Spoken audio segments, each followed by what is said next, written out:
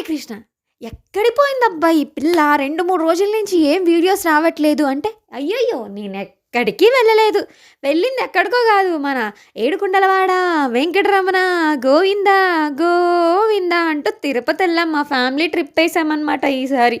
వెళ్ళిన తర్వాత ఫస్ట్ ట్రైన్‌లో దిగేసాము. నెక్స్ట్ ఏమైందో తెలుసా? ఫస్ట్ అక్కడేదో విష్ణు నివాసం ఉంటది గదా! అక్కడికెళ్ళి టోకెన్స్ ట్రై చేసాం. అయ్యే పనులు నాకు కనిపించట్లేదని జెప్పి, వేరే ఒక ఆమె సజెషన్‌తో కొండపైకెళ్ళి సీఆర్ఓ ఆఫీస్ దగ్గర రూమ్స్ తీసుకున్నామనమాట.